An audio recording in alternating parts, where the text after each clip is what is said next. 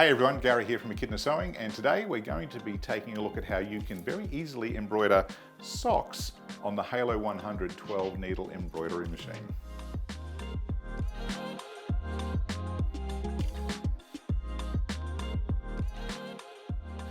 Okay, so socks are quite difficult because they're a tube and they're very small, but there is a sock hoop attachment available for the Halo-100. I'm going to show you what that looks like before we get into anything else. So this is the driver arm. It's hoop number 10 and it's already loaded into your machine, but it is an option, and you'll get two of these little sock frames that come with it. So first thing we're going to do is load a design that we're going to stitch. In fact, it's going to be the same design that I've already put on this little pair of sock here, and we'll load that, show you how to load the hoop, how to load the how to load the sock, and just see how easy this is.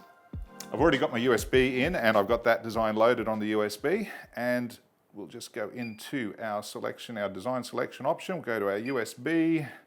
There's the design I want. We'll just go OK to that and enter, and we'll escape from there, and now we'll choose the design. Now, because the sock is going on the free arm in its normal orientation, I don't need to rotate it. I just need to leave it as it is. So unlike caps where you've got to rotate things, you don't need to do it on this particular option. So we'll leave that as it is. So the very first thing I need to do is choose my color palette. In this case, I know the first color is yellow. That is on needle 7.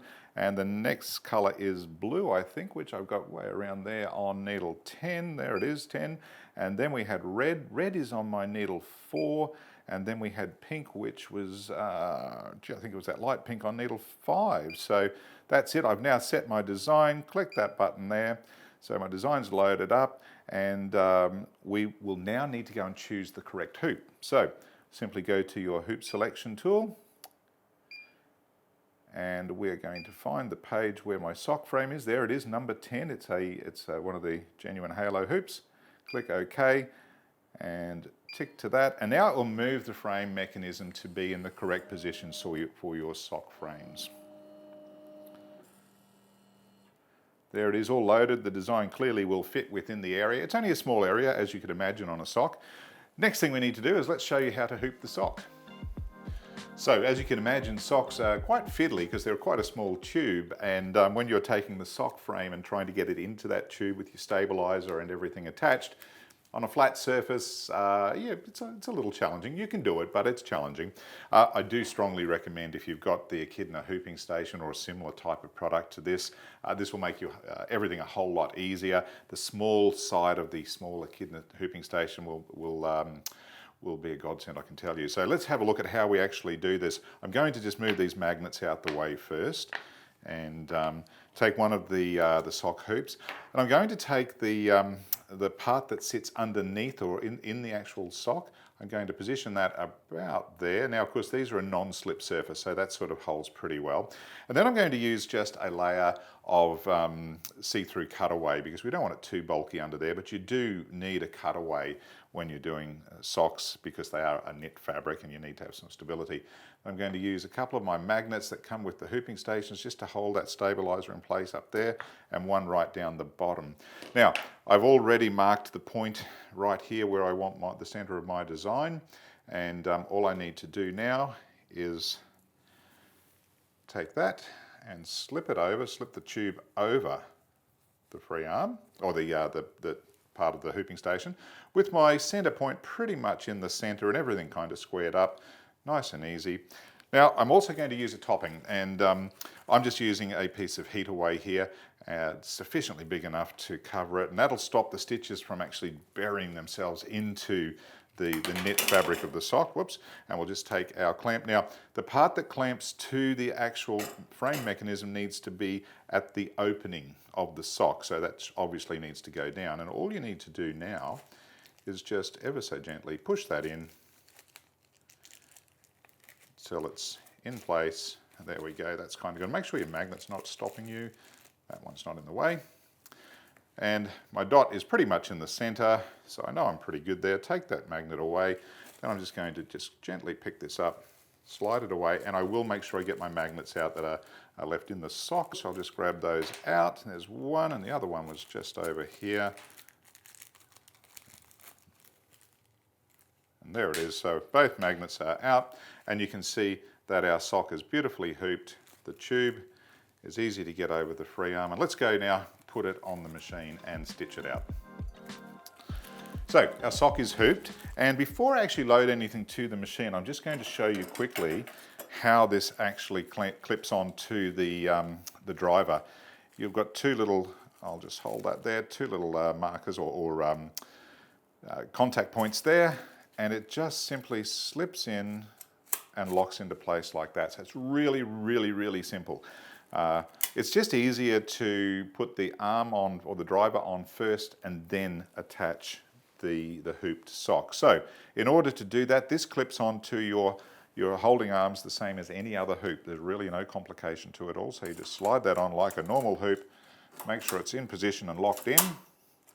Then we take the hooped sock and we just open the tube of the sock to go over the free arm. Now a little tip here, make sure that you've threaded your bobbin and it is loaded correctly, because once you put this on, you can't easily access your bobbin. You have to take it back off again to get it. So make sure that's all done.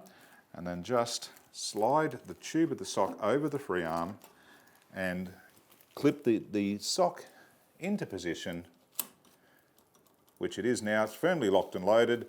And now all we're going to do is just check the position of the design. So everything's loaded, and as you can see, our design looks pretty center in the hoop, and to be honest, it's almost perfect. But I do want to talk about if you do need to place the design or move it, you have obviously a very limited sort of field to embroider in. And if we were to move that design too far, you clearly see it's going to be out of range. So I'm just going to recenter that again. Little tip when you're moving your design around, always select needle 1 here to make sure that's your reference point. You can, of course, turn on your LED pointer, but because the sock hoop's pretty high, it may not always be that helpful. So in this case, it's not giving me too much of assistance. So I'm just looking at needle 1. It's maybe a little bit right of center, but vertically it's fine. I've got obviously more movement vertically than I have left to right, but I'm just going to move that ever so slightly back a wee bit to the center. That's gone too far. If it goes red on screen, you know you've gone too far. And that's pretty good actually. And if I want to check that, I can just hit my trace button and it will trace around. And of course, all you're making sure is that your foot and your needle's not going to come anywhere near the hoop. And that's always a good habit to have, regardless of what hoop you're actually using. So that's all set. Let's clear out of that screen. I now need to go to embroidery mode. And there we go, we're on embroidery mode. And we've set our colors, we're on automatic, whoops, hit the wrong button there, we're on automatic, and we're good to go. So let's just hit the start button.